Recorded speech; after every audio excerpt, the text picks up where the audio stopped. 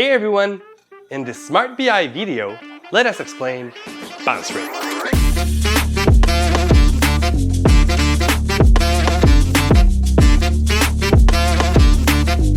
The bounce rate is the proportion of people who leaves your website after having visited only one page.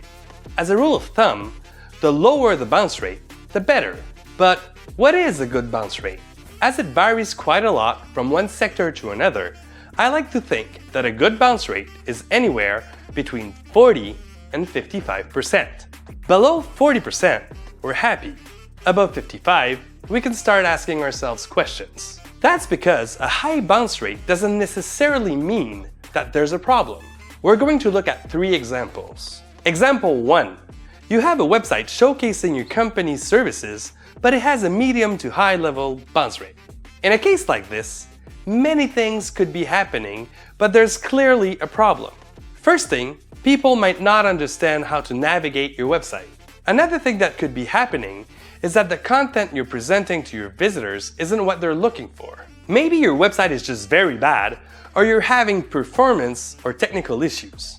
This is something very important because nowadays people just don't like to wait. If you're suspecting problems like these, a cool tool you could refer to is Hotjar. Hotjar is a tool that allows you to look at how visitors are interacting with your website.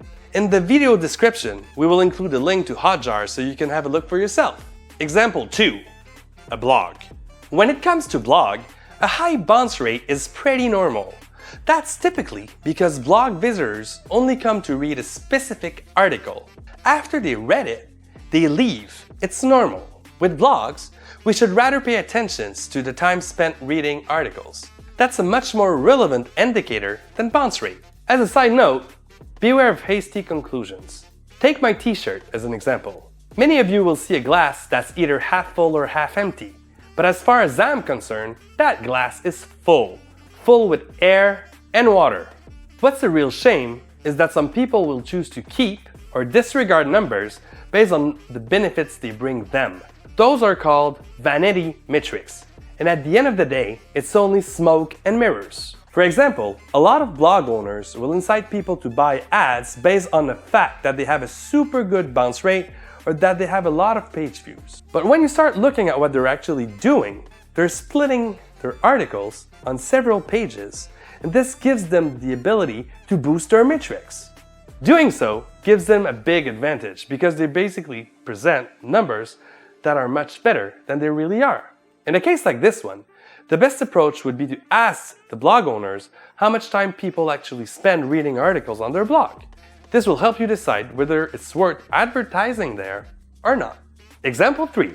You want your phone to ring. To do this, you build a landing page and you invite people over to look at what you're doing and ultimately to give you a call. There's only one problem though. The bounce rate on that page is super awful. But you know what? You're getting a call from every single person that's actually visiting your page. In a situation like that, I think it's all good.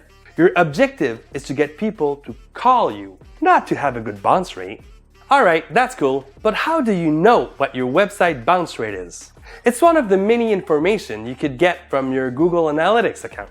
But if you're like me, you want to keep things very simple. So basically what I would recommend is that you take a look at your SmartBi website performance dashboard instead.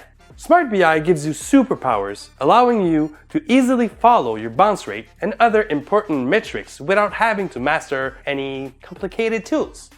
To conclude, my advice to you today is when you analyze data, may it be your bounce rate or basically anything else, take time to ask yourself questions.